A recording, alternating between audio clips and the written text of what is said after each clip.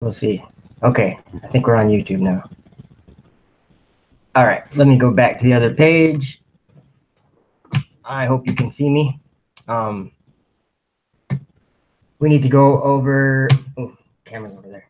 We need to go over some verses in God's commandments.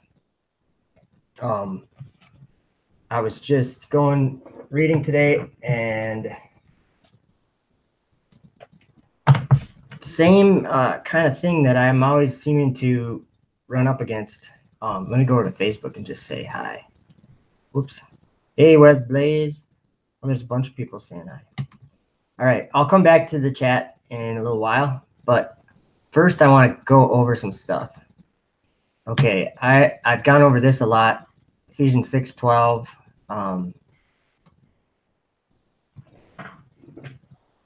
Oops. Sorry. Okay.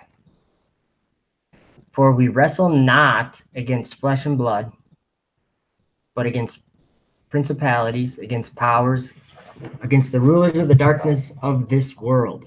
The rulers of the darkness of this world. Against spiritual wickedness in high places.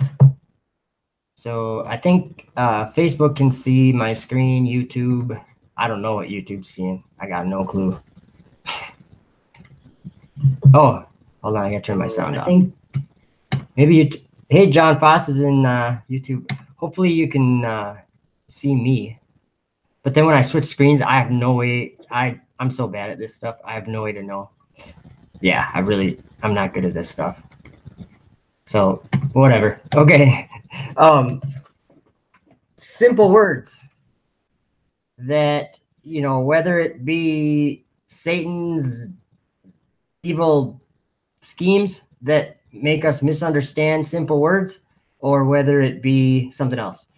It doesn't really matter what it is. What I want to point out is that we're misunderstanding words. We're not understanding the words that are written in the book. And we're actually just going to go over just 4 verses, I think.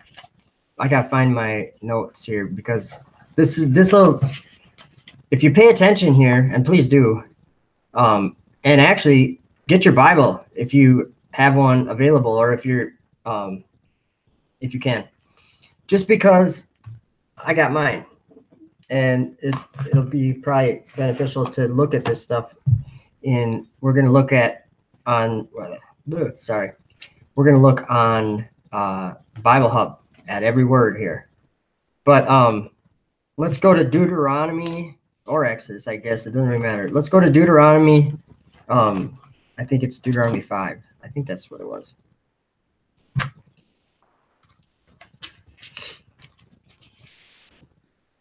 Okay. What was it? Verse. Oh, no, it's Deuteronomy 6, isn't it?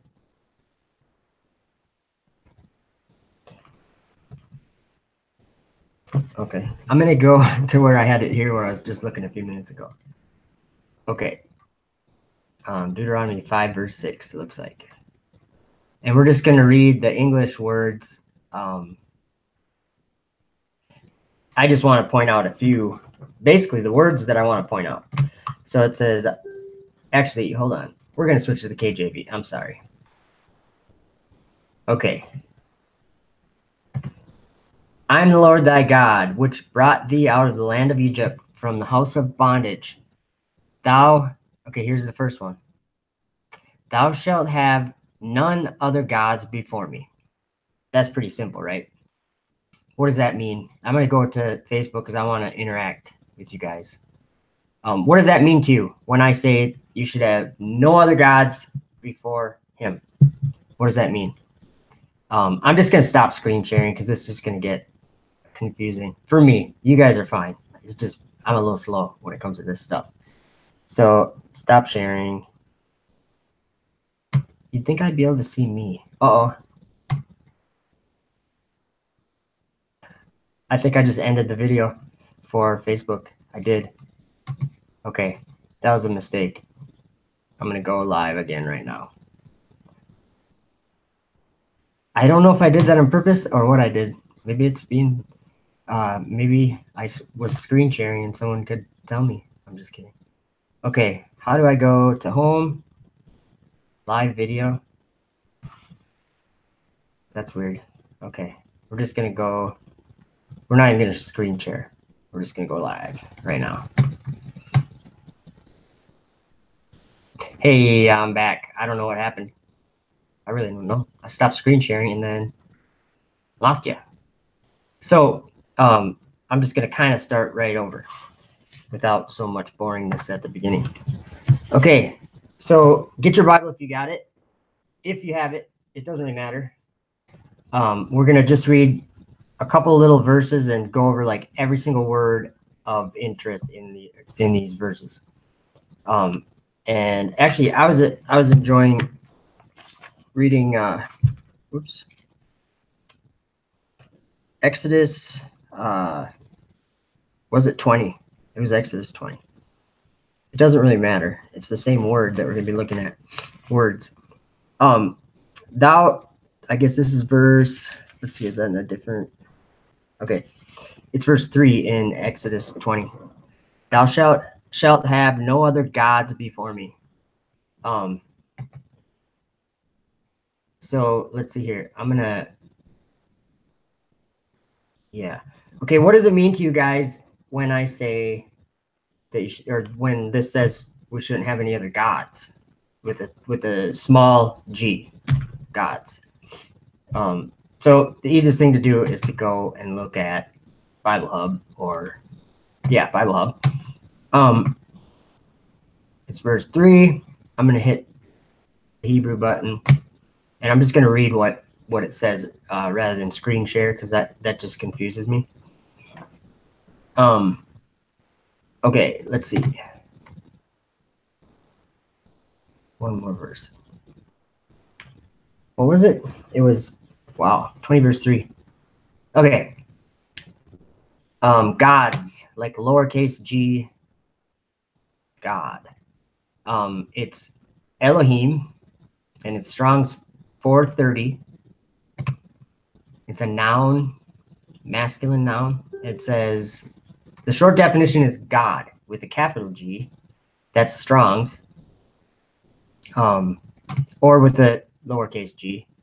But let's see, the NASB translation says divine being, exceedingly God, goddess, God, gods, great judges, mighty rulers, shrine. And then I'm going to go down to,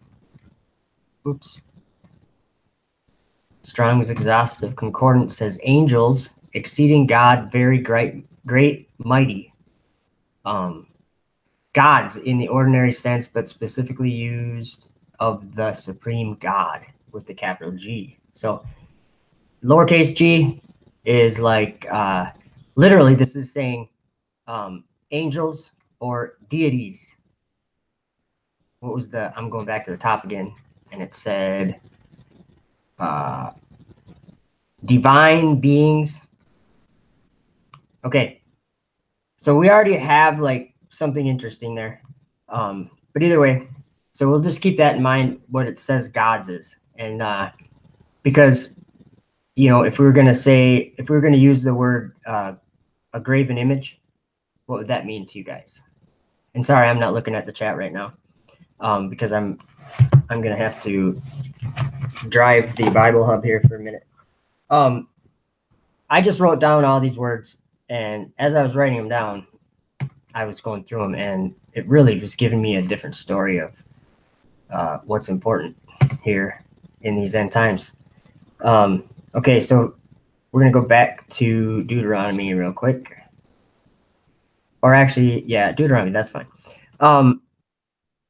Let's see. Thou shalt not make thee any graven image or any likeness of anything that is in heaven above, or that is in the earth beneath, or that is in the waters beneath the earth. Thou shalt not bow down thyself unto them, nor serve them.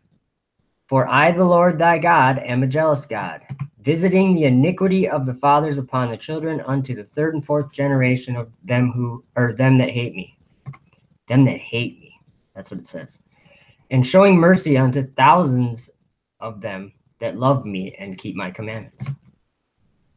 That love me and keep my commandments. I'm just repeating that. Okay. Ooh, thunder outside. It's been raining all day here. So I want to look at graven image.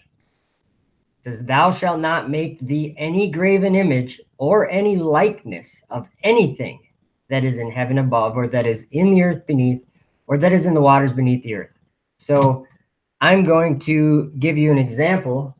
Well, this is pushing on the edge of because of what that in our society, what that is. That's a graven image. I think that's what I think. But so let's go look at the word and see what we come up with. I'm just going to type in graven image, or actually, I should probably just go to the this. Sure. Okay, just because. So what was that verse? Whoops. Wow, hit the Hebrew button. Okay, so sorry, I have to skip a little bit forward. Okay, you shall have no other gods before him. Okay, excuse me. This says, not you shall make for yourself a carved image, or any likeness of anything that is in heaven above, or that is in the earth beneath, or that is in the water under the earth. Okay, we're going to look at, it says a carved image here in the, when I'm on Bible Hub, and that's 6459 Strong's Concordance, P-E-S-E-L, pestle, I guess, pestle. Okay, an idol, an image, carved image, graven images, idol, idols. Okay.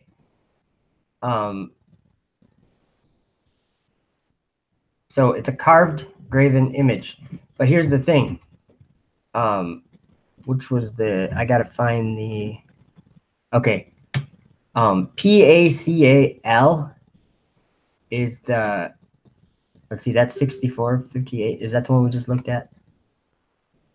Okay, no, this is what it is. Okay, 6458, P-A-S-A-L. The short definition is cut. To hew into shape. Okay, carved image. That makes sense. Like a carved image or whatever. Okay. And that kind of covers graven image too. To carve, whether wood or stone, grave, hew. There you go. That's it. That was all that was in there for that. Okay. Now here's the next part. Back to the verse. Sorry, I'm not as organized as I thought I was. Okay. Graven image we looked at. Now let's look at likeness, because that was a good one too. Okay. I'm working on it. Somehow I'm on Isaiah 42:17. Oh yeah. That's a good one to look up. Isaiah 42:17. They will say to the molten images, ye are our gods. Okay. Lowercase g. Molten images, graven images, carved images. Okay. Likeness. Let's go to this one. Okay. A likeness of anything. 8554 in Strong's Concordance, and it's Temunah, T-E-M-U-N-A-H. And the short definition is form. Likeness, form. I'm just reading what I see on the page here. Okay, Strong's Exhaustive Concordance says image, likeness, similitude, or Temunah, something portioned, fashioned out as a shape. Okay. Embodiment, manifestation, image, likeness. Okay. Did you guys hear what that said? That said Where was that? Something portioned or fashioned out as a shape. Okay. Now let's see what else it said. Back to the, oh no, we were in, well, it doesn't really matter. Okay. Oops. Okay. I'm so sorry. Here we go. Should have no other gods. And we should have no carved graven images or any likeness that is in heaven. Let's just look at the word heaven, or in heaven. It's 8064 Shamayim. Shamayim. It's heaven or sky in Strong's concordance. This one, or Strong's exhaustive concordance says air, astrologer, heavens, dual of an, okay, it's just Shamayim, or however you say that. And it says, as aloft, the dual perhaps alluding to the visible arch in which the clouds move, as well as to the higher ether where the celestial bodies revolve. Did you guys hear that too? Where the celestial bodies revolve, not the earth, but the celestial bodies revolve. Okay, anyway, I was just pointing that out. All right. So we know where heaven is, right? It's where the celestial bodies, what did it say? Move. It's where the celestial bodies move. Okay. Or revolve, I'm sorry. That's where it said there. I was looking at, it said visible arch in which the clouds move, celestial bodies revolve. Okay. Back to wherever I was. Sorry. We're just skipping back from Exodus to Deuteronomy, whatever.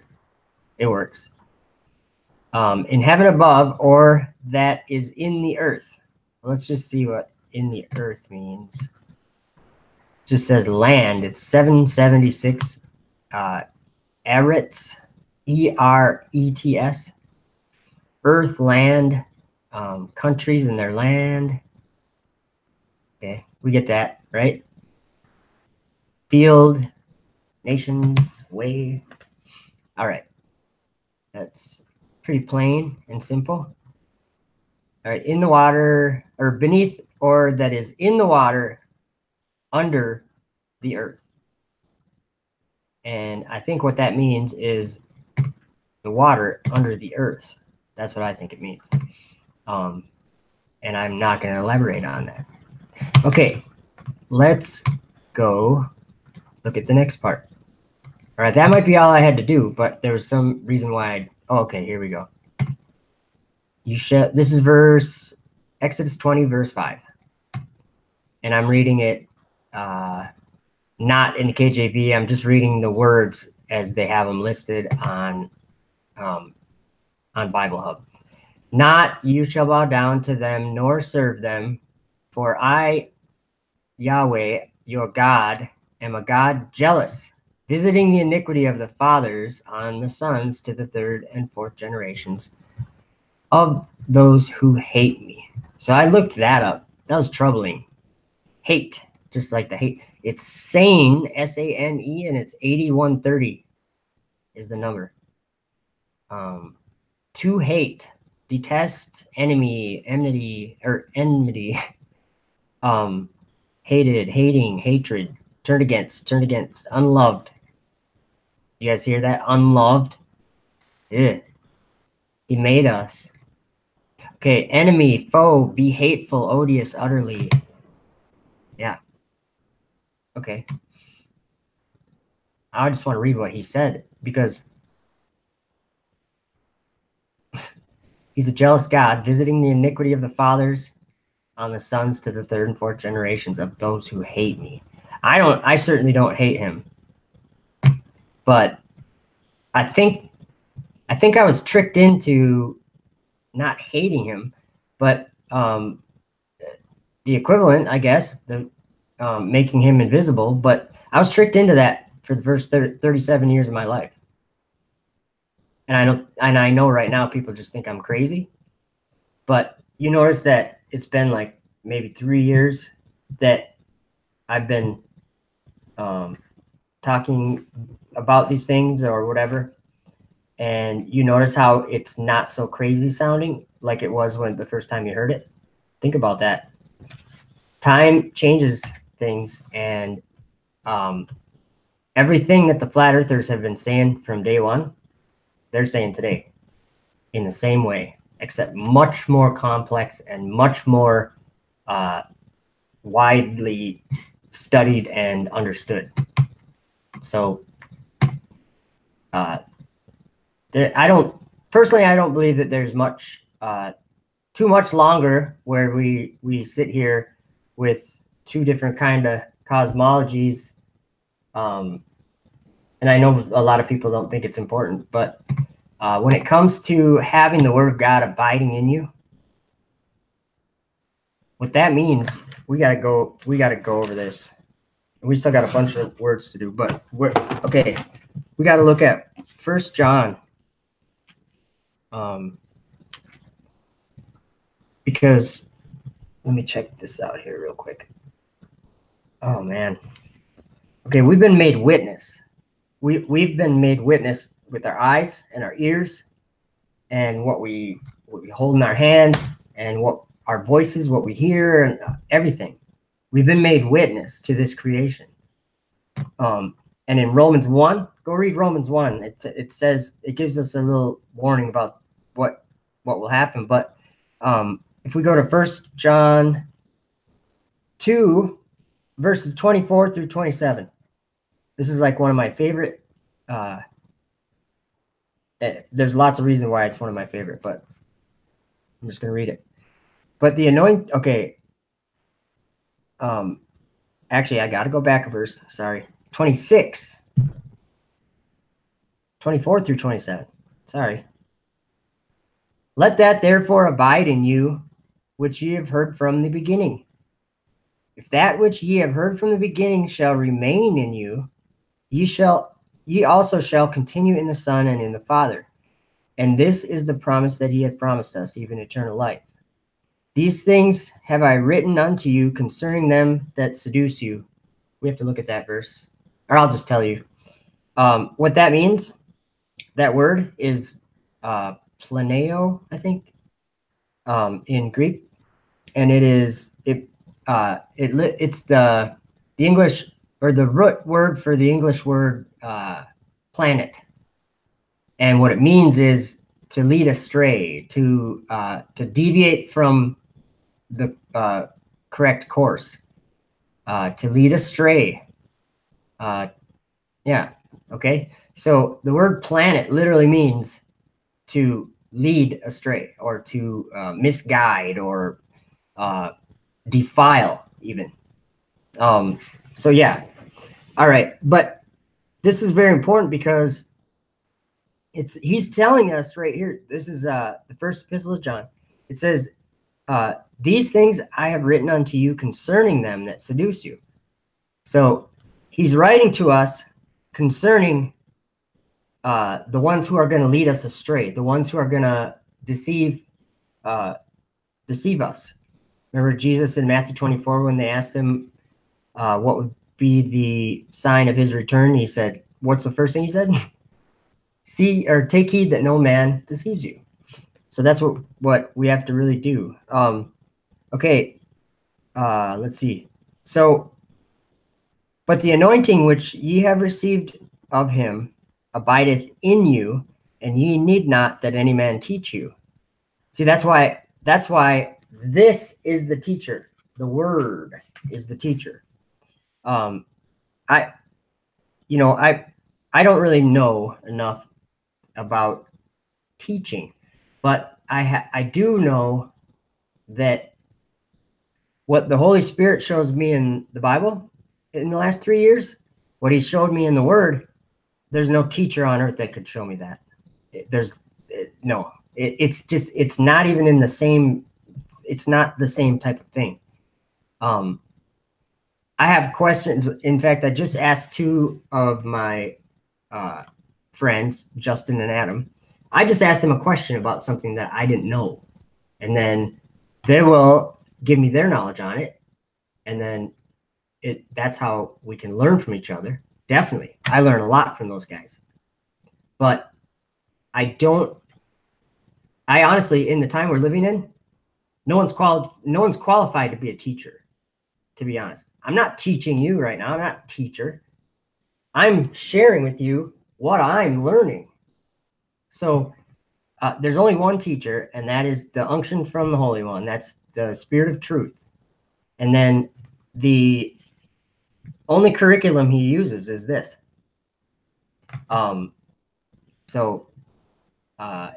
actually, I should be clear on that.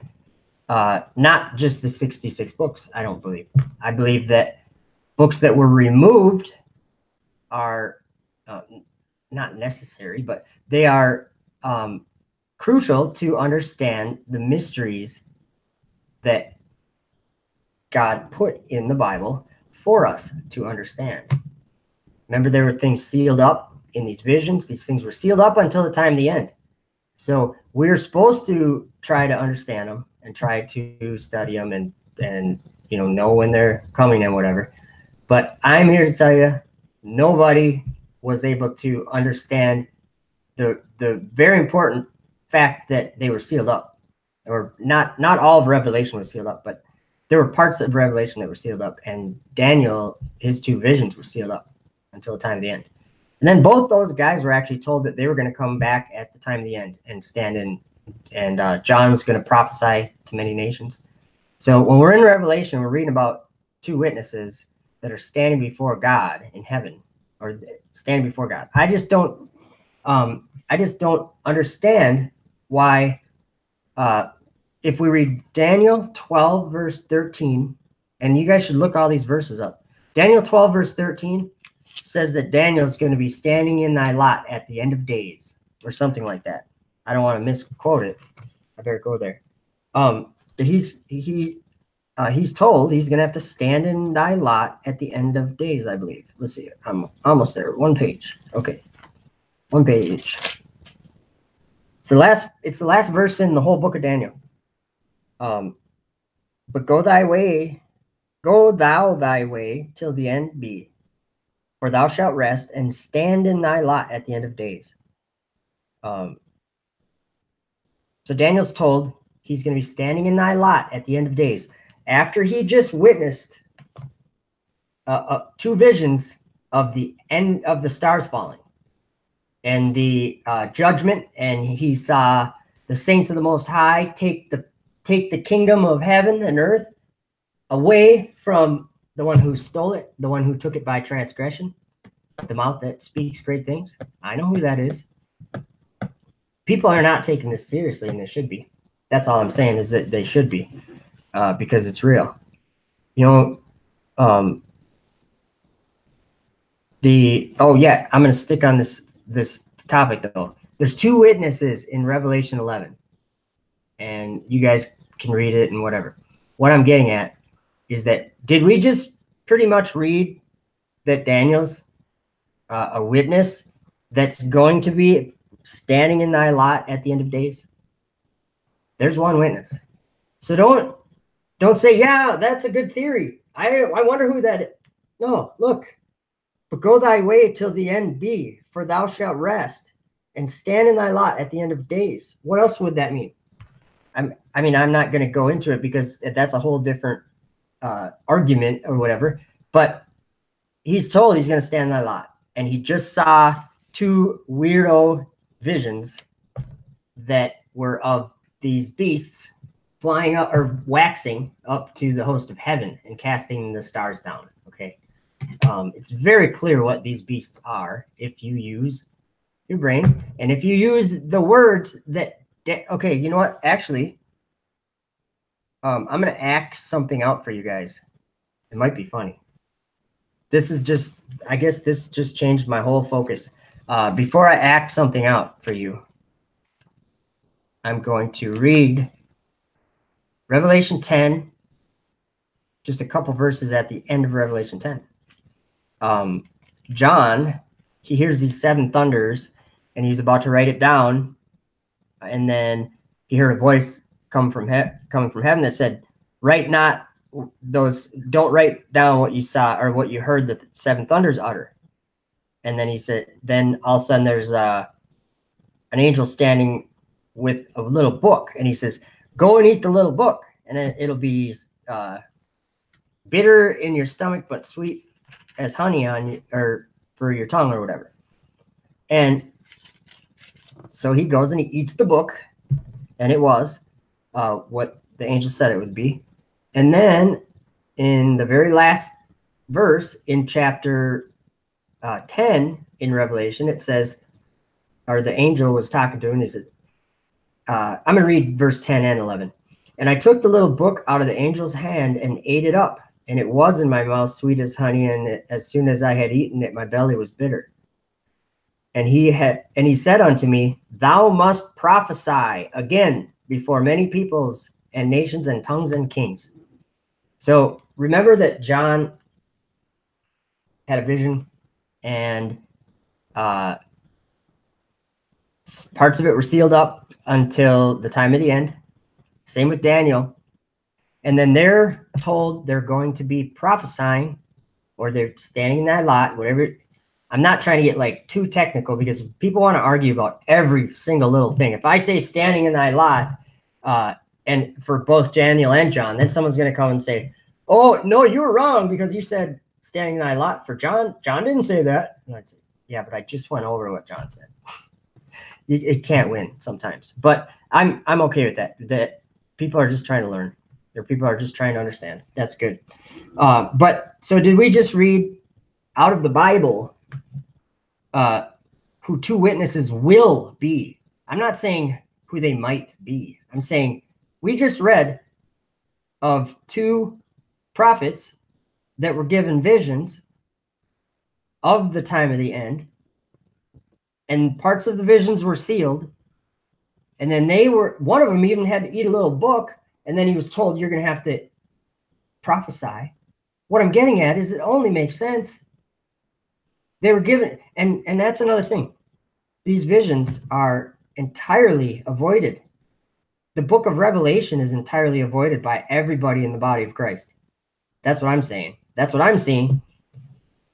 People that they want to talk about these subjects and how we're in the end days, and then they want to talk about a coming deception, and they want to talk. You guys are nuts. Read the book.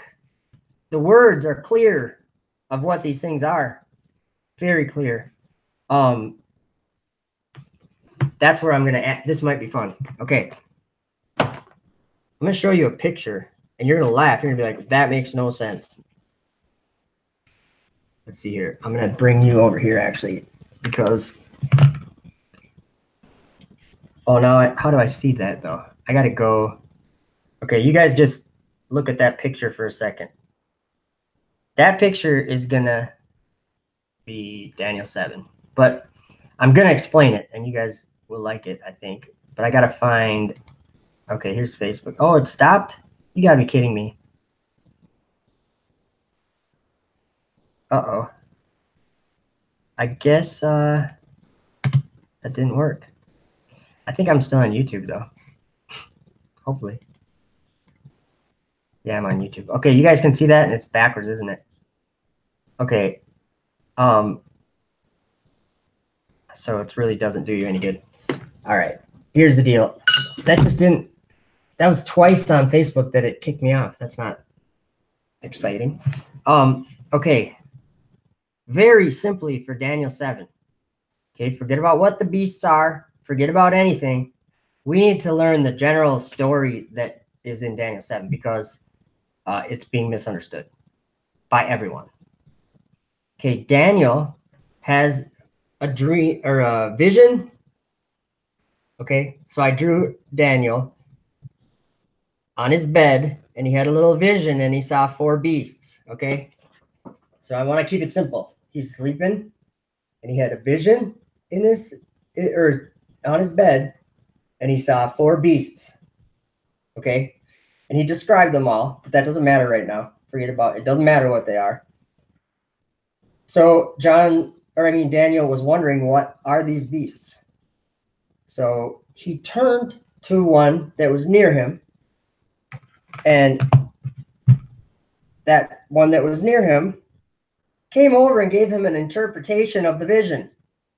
So don't say this means this, or this represents this, or this is this nation, or no, don't say that, because just keep it very simple. Look, there was 4 beasts. I put 4 question marks there. There's just 4 somethings, okay, and they're all different from each other. And what does the one in the vision tell him? He says, "Oh, those that you were just looking at, those 4 things that you just described visually, those are kings." Why? "Oh, those are kings that shall arise out of the earth." What does it mean to arise out of the earth? That's how simple it is. He's given an interpretation, and they're just called kings. And then later on in Daniel 7, it gives us more information. It says the 4th beast is the 4th kingdom. So I'm going to tell you right now,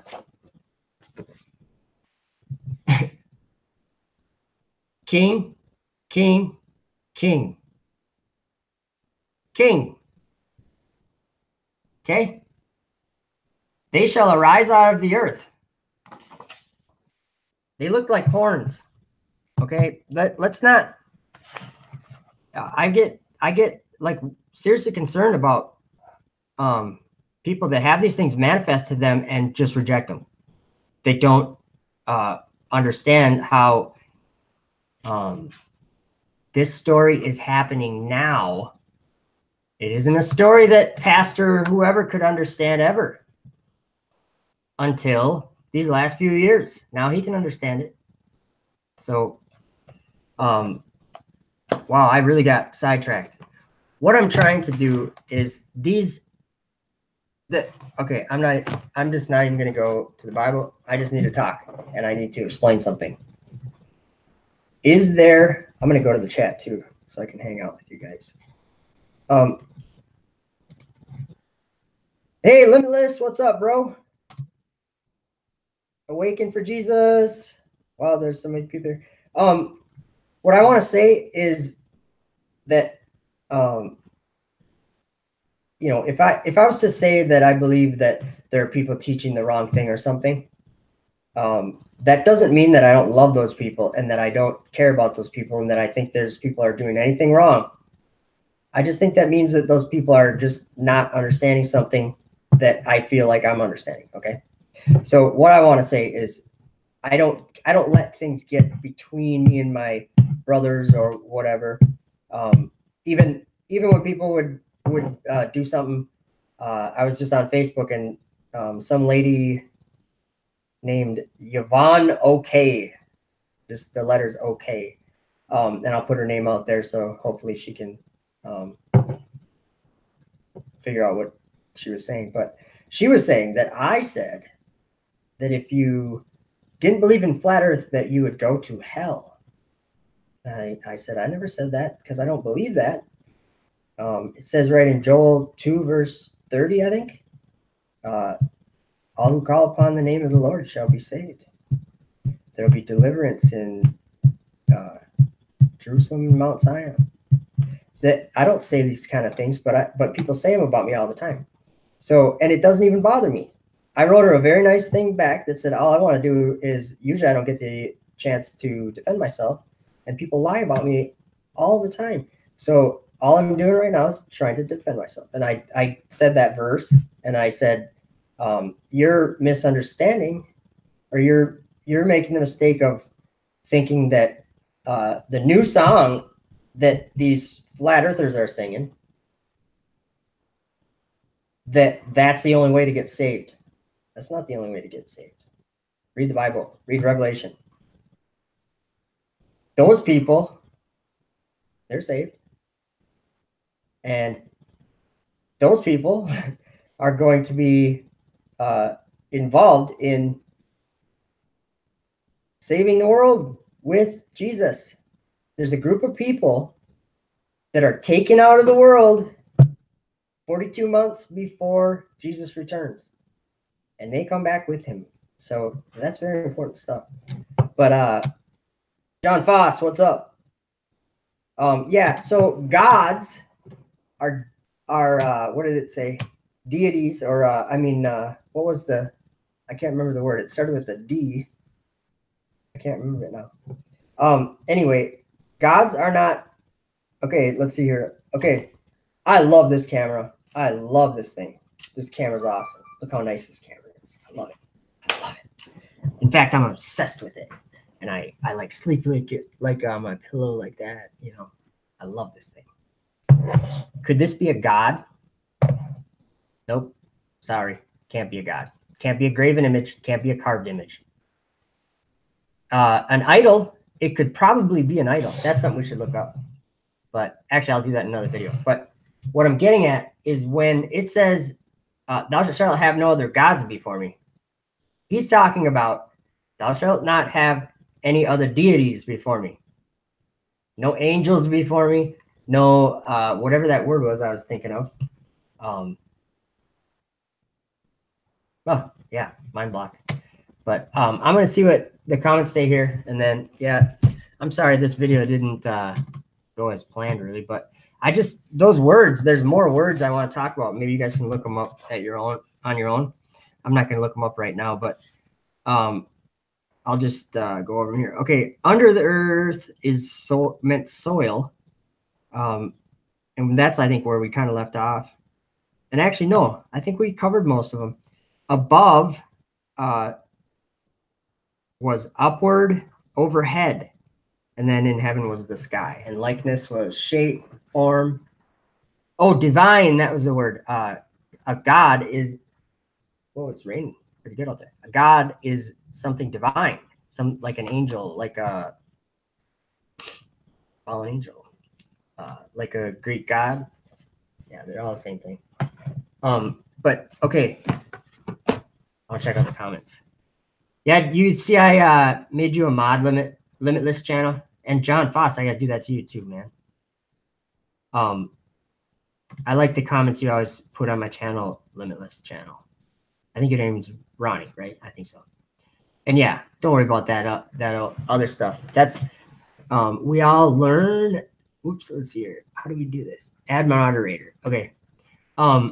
We all learn as we go, and we're all doing our, I would say we're all probably doing our best to discern and be careful and everything, and we all do what we do, and tomorrow's another day. That's where I'm at. But awake for Jesus. Ooh, I don't even know how to say that. Ninja girl. Oh, and New Jersey Jeep girl, New Jersey. That's a guess. It almost looks like you went on the keyboard. Earl Serio and G33NA Genesis. Suzanne Slater. David Shearer, what's up? That might be it. Let's see. Oh, Liz Mitchell. And John Foss. Elizabeth Collier. And I know I'm saying that right, too. Phoenix Rising. Dan Pratt was here. Awesome. Hey, Daniel Pratt, I just put one of your videos on Facebook. Or not your videos, but that one that I chopped up your video to make my video of you. I put that up on Facebook, and a lot of people were watching it. Raja. All right, you guys, I'm out of here.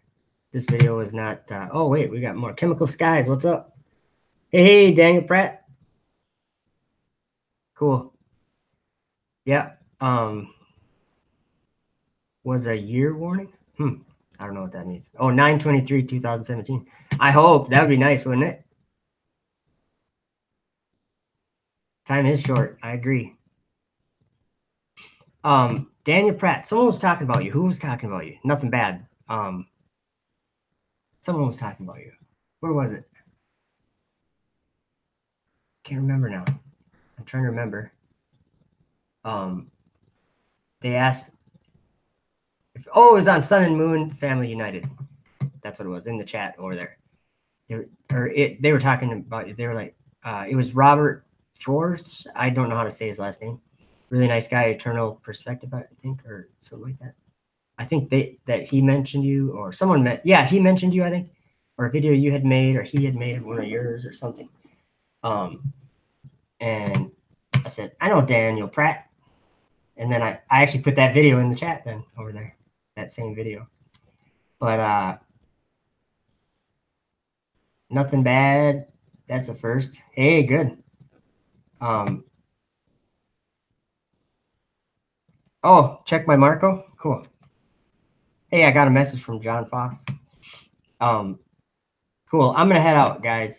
You guys have a good one. And Nathan Roberts, go make sure you're subscribed to that guy's channel and tell your friends to subscribe to his channel. I don't know what's going on over there. Hopefully YouTube fixes it. But like 24 hours ago, I watched one of his videos, and the thumbs up and thumbs down were changing the entire time, not accumulating. Like they would like reset, and it would be like, I actually recorded a little video and sent it to Nathan. It was 2 and 2 or something, and then it just switched right there to 1-0 or something, whatever.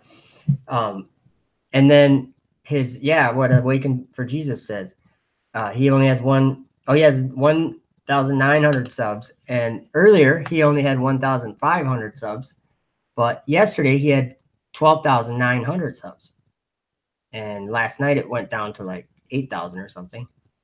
And so he said he contacted YouTube or something, so he's just kind of waiting for them to, who knows what it is. I mean, obviously these things we're doing here, you look at all the comments in the chat and how it's timed out. It's some pretty complex software that has to run all this stuff. I mean, I have a video. There's glitches all over. I have a video. I can't remember what it's called. It doesn't really matter. But it had. It's still like this too on the back side, on the video editor side or whatever. It says there's 121 views or something on a video, and there's 347 thumbs down or something like that. But then if you go watch the video, all the thumbs down disappear, and it just said, or I'm trying to think if I got that right. Yeah, all the thumbs down disappear, and it's just like a regular video. So I don't know. Whatever. Weirdos, right? The earth is flat with a dome. You know it. It is. And if you doubt that, if you're a proud science, or I should say pseudoscience believer, like, if you have a bucket of water and you were to tip it, the water won't tip in there. You know what I mean? If this was a bucket and I went like this and there's water in it, the water will stay like this. The bucket will go like this, right? Science shows us that water stays flat and level. Always. Always. A straight line, too.